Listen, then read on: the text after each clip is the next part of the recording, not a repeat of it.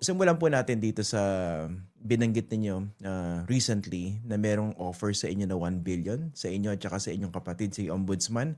Ah, I'm curious, no, kailan in-offer itong 1 billion pesos? siguro 1 week ago. Mhm. 1 week ago. And another one was a few days ago na naman. Ano Dalawa na ulit? ang nag-offer sa akin. Same amount? Same amount, 1 billion rin. Dumadaan sila sa mga kaibigan nila na kaibigan ko na may deniability sila. Pero ang pare-pareho inihingi na may offer na 1 billion cash na di-deliver daw as long as matahimik ang mga kaso nila. Isang contractor tsaka isang contractor. Contractor at saka contractor. Ibig sabihin yung isa nasa gobyerno, nasa kongreso pa. Opo. Opo. Okay, wait, yung unang offer sa inyo was about a week ago tapos yung sumunod a few days ago, tama? Tama po. Teka, yung pagkatapos nyo ba pasabugin yung unang bribe offer, may nag-offer siya uli? Meron pa rin. May sumubok pa rin eh. Alam mo, sa tingin ko dito sa dami ng pera nila, yung 1 billion parang baliwala na lang eh. Gagawin na lang nila ito lahat para lang mapatahimik ang kaso nila. Mm. Kasi imagine mo kung may 1 billion cash ka na available at any time, ano pa kaya ang nakatago nila? Diba? Kaya sabi ko talaga, hindi, ano na lang, sa kaso na lang, sa abogado na kayo gumastos, wag sa amin. Yung nag-offer nung first time, tsaka yung pangalawa, yung nag-relay ng information sa inyo, same person? Hindi, magkaiba rin. Common Magkaiba. friend ninyo? Oo, mga common friends namin. Okay. Kasi hindi ko I spent my entire life dito sa local eh. So wala akong kilala masyado sa Congress. Wala rin ako kilala sa DPWH, wala rin ako kilala mga contractor. Puro local lang talaga ang kilala ko in my 30 years in public service outside of getting into the DILG. Taga Cavite po ba yung nag-relay ng information? Hindi pa. Was it a local official? Hindi rin po. Mga private citizens rin na Okay. kaibigan nila. Paano po na-relay sa inyo? Tinawagan kayo? Nag-meet kayo personally? Isa po tumawag, isa po nag-meet sa akin personally. Yung pangalawa? Yung una po personally, yung pangalawa po tumawag. Okay. Pwede po malaman yung una, no, yung personally, anong exactly sinabi sa inyo? May parang ganito pagkasabi. Magkapatid na congressman to, na kaibigan ko, na pareho silang may kaso kay Ombudsman. Kung pwedeng may 1 billion na nakahanda para matulungan sila. Parang ganun ang words. Yung pangalawa naman, contractor, dumaan rin sa kaibigan ko, sinabi na English pa, diba? They're willing to help you with whatever you want to do in your life. But there's 1 billion ready as long as you can help them. Bakit sa tingin niyo 1 billion? Parehong-pareho yung amount. Nag-usap Hindi ba ko yung alam dalawa eh. nag-offer? Tingin ko, ang proceeds talaga sa illegal na activities nila sobrang laki. Tingin ko yung 1 billion normal na sa kanila eh. Parang baliwala na sa kanila yan. Or 1 billion is their threshold for someone, ayun ang tingin nila na value ko na bibigay ako sa 1 billion. Kasi kahit sino naman malulula, di ba? 1 billion, sabihin, bibigay ka talaga eh. Pero it's our commitment to the people to see this through the end. Yung unang sinabi nyo, your brother was also offered same amount o No, maghahati it daw kayo was sa offered 1B? through me sa akin. Kasi si Boying walang kaibigan yan eh. Boying is Okay. practically a hermit. Parang nabibilang ko kaibigan niya mga 3 lang na kinakausap yan. Sa akin, mas marami akong kaibigan. Mas marami silang paraan para makarating sa akin. Kaya sa akin sila dumadaan. Okay, so linawin ko lang. Yung 1 billion hindi para sa inyo technically, kundi para kay Ombudsman? Sa aming dalawa.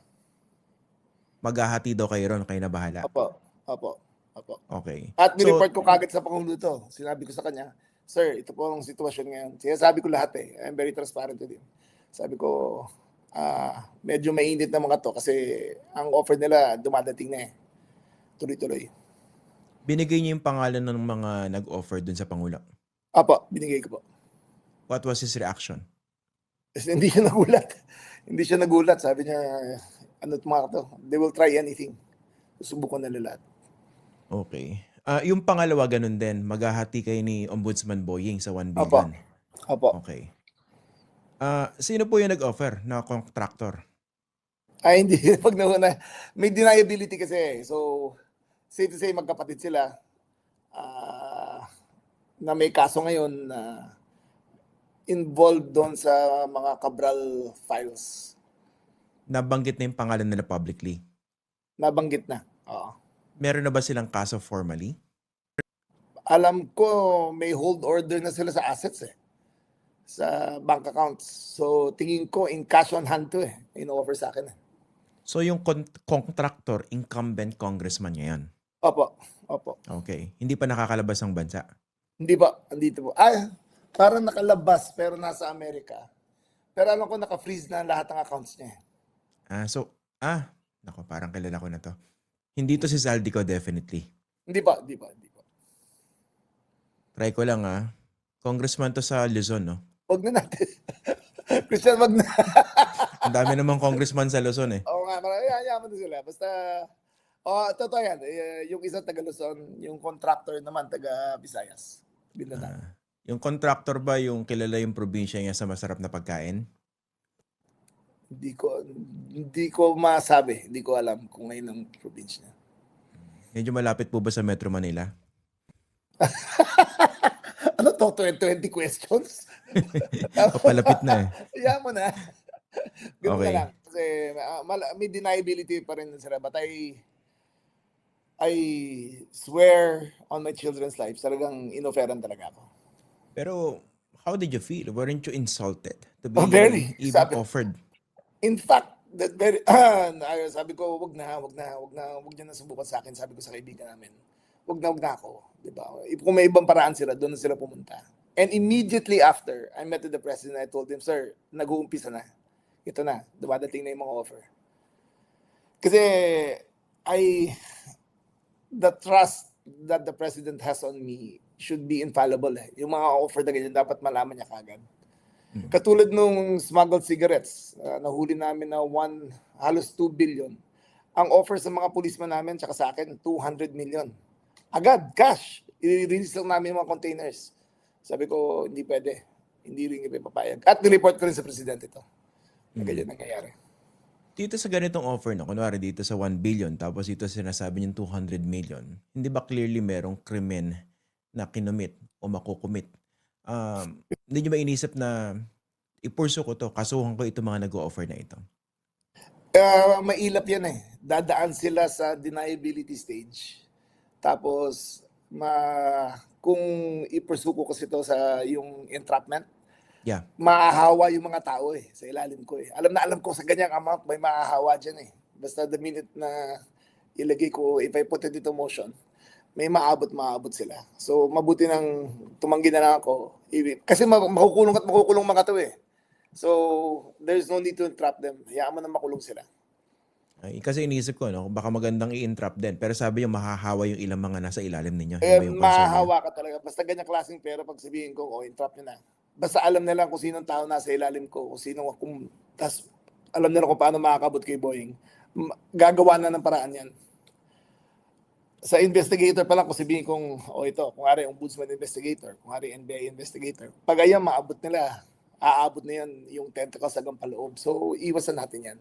Ibig sabihin, pwedeng mabulilya sa entrapment operation dahil pwedeng mahawa yung mga tao nasa baba. So, mabulya yung... Christian, sa perang ganyan, maano ka talaga nakakalula Di ba? It's an amount unimaginable to 99.9% of the Filipinos. Lalo na makita mo in front of you, di ba? Talagang malulula ka talaga. Tsaka it's such a great disservice to the Filipinos that they're looking for a way to get to my brother and I. And yung ganito, this violation of trust is not a violation to people, to the Filipinos So I'd rather keep it diretso na lang sa court. Diretso na lang. Ano pong sabi ng brother niyo, si Ombudsman? Natawa lang siya. Sabi niya, kaya nila yan. Hindi kanya karami pera ng mga yan Natawa lang. Kasi kilala niya kasabay niya sa Congress So natawa lang siya. Pero hindi ba mas na-steal yung resolve niya para tuluyan to mga to? Talagang sabi niya, ingat ka lang marami pa yan. Totoo nga, marami pa nga dumadating. Hanggang ngayon meron pa, bukod dun sa dalawa po? Well, yung dalawa lang ang talaga, ang firmly na kinausap ko. Yun lang kasi medyo naisip ko, no? Publicly you mentioned na yung unang bribe offer. Tapos umulit pa yung isa, di ba? Parang Umulit pa. wala silang pakialam eh. Parang wala kang pakialam miski Parang public yung alam mo, pag-usapan yan eh. yung pinakita natin yung kulungan na seryoso talaga tayong kukulong natin sila, tapos may case build-up na. Tingin ko, sa kanila, natataranta na lahat yan eh. In fact, may kilala ko isang contractor na sinabi niya, kung hindi makaabot kayo sa mga Rimulya, lahat kayo damay sa akin. So, yung mga kaibigan ko, na kaibigan niya, na-freeze ang lahat ng account nila. Tapos lahat naman, wala nga ngayon, yung isa walang perang involved, pero kung pwede daw tulungan. Sabi ko, wala na akong magagawa dito. So far ba puro bribe offer pa lang or meron ng pananakot naman? Walang pananakot. Kaya kung pananakot, uunahan ko na sila, di ba? Hindi man ko papatakot sa mga yan. Pero puro bribe offer talaga. Puro bribe. Okay. Ito kasi, ito yung frustration din ng marami sa mga kababayan natin. And I'm sure you're familiar with this. Dahil tila walang malalaking isdang nakulong before Christmas. Ano ba yung nakikita yung magiging rito? Pace ng pagpapanagot? I cannot speak for the ombudsman. Pero ang alam ko, very imminent na ang charges. And once the first charge is filed, tuloy-tuloy na. Kailan po, sa tingin ninyo? Baka ngayon, habang pa ni-air na to, meron na na-file eh. Today? Baka. Pero yung pinag-uusapan dito yung malalaking isda, no? Yung mga senador, yung mga kongresista. Baka magulat na lang kayo, parating na rin yan. Kasi ito, no? So, recently, bagsak yung approval ratings, trust ratings ng Pangulo. Okay? And do you share the observation by many that had to do with the lack of big fish being jailed so far? Yes, I think so. Kasi actually kasalanan ni Ombudsman yan eh. So, Ombudsman nagsabi na bago magpasko eh. Pero kasi Boying kasi masiyasat magtrabaho yan. So sisigurado niya na all relevant pieces of information, of evidence na buo na bago niya i-file. Over the Christmas break, parang hindi niya nagawa eh. Hindi na buo na investigators niya. Pero ngayon, tingin ko, very confident na siya sa mga ipapile niyang cases. This month, mukhang meron. I think sooner than this month. Ito na. Very imminent.